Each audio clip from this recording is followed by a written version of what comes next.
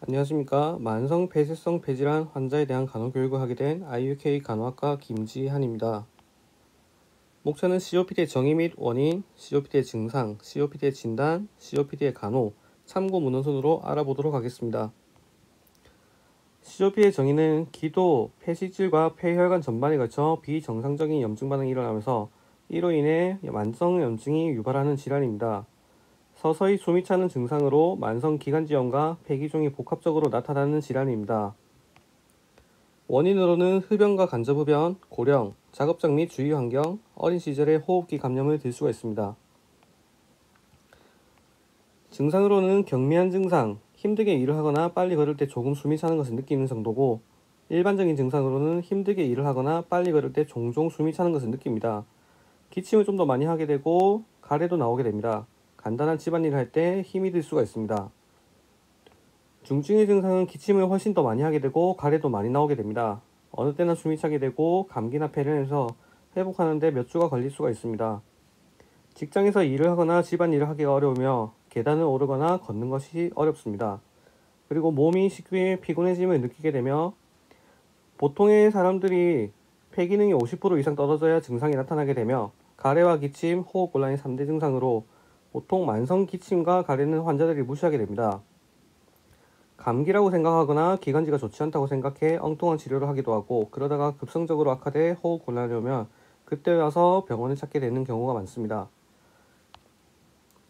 진단으로는 첫 번째 체스트 엑스레이를 볼 수가 있습니다. 폐기능 검사, 호기 이산화탄소 검사, ABGA 검사, 펄스 옥시메트리가 있습니다. COPD 간호는 악화 요인 제거, 금연이 만성 폐쇄성 폐질환의 예방을 진행시키는 가장 효과적인 방법으로 나이와 관계없이 흡연하는 이 질환의 환자들은 금연을 하는 것이 매우 중요합니다. 금연을 하게 되면 정상적인 폐기능으로 회복될 수는 없지만 폐기능이 더 악화되는 것을 예방할 수가 있습니다.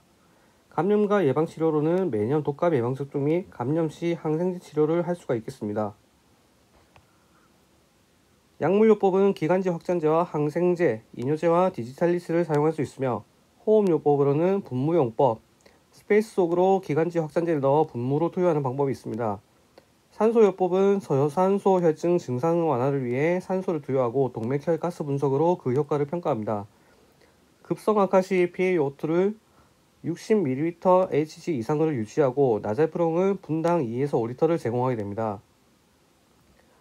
호흡 양상, 특히 속도, 리듬, 깊이, 보조근육 사용 여부를 사정합니다. COPD 대상자는 호흡 시 간호막보다 보조근육에 더 많이 의존하게 되며 호흡 곤란을 일으키는 기도 감염이 있는지 확인해 봐야 됩니다. 간호사는 대상자가 호흡 곤란이 없을 때 복식 호흡과 입술을 오므리고 하는 호흡법을 교육합니다. 급성 호흡 곤란을 조절할 수 있는 방법으로 침대 상부를 상승시켜 대상자가 직립 자세로 앉도록 돕습니다. 그리고 기도 개방을 유지해줘야 되는데 만성 기관지염과 진행된 폐기종 대상자는 분비물을 제거하지 못해 호흡곤란과 부적절한 산소화가 초래됩니다. 다량의 분비물은 호흡기 감염을 유발하게 되며 간호사는 정기적으로 호흡음을 사정해야 합니다.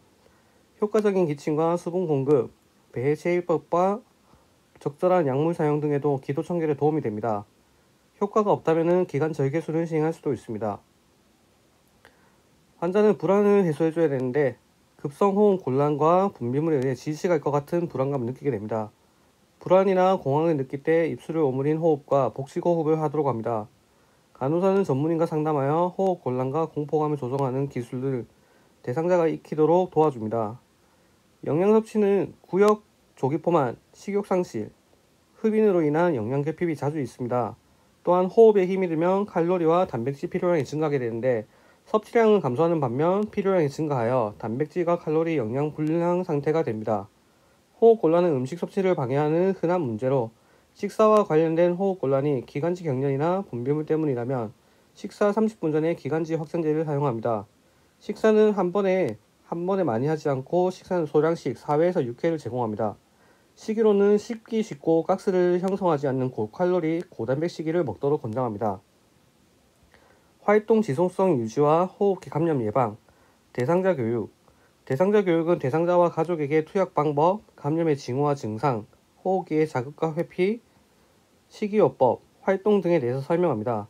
입술 오므린 호흡과 복식 호흡, 바른 자세, 이완술과 에너지 보존, 기침과 심호흡을 포함한 호흡법을 교육합니다. 간호사는 대상자가 불안과 우울증, 비효율적인 대응을 경험할 수 있음을 대상자와 가족에게 설명합니다.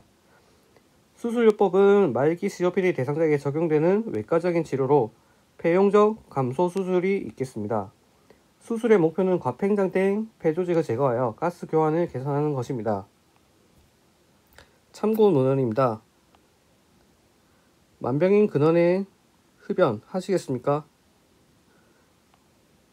이상으로 발표를 마치도록 하겠습니다.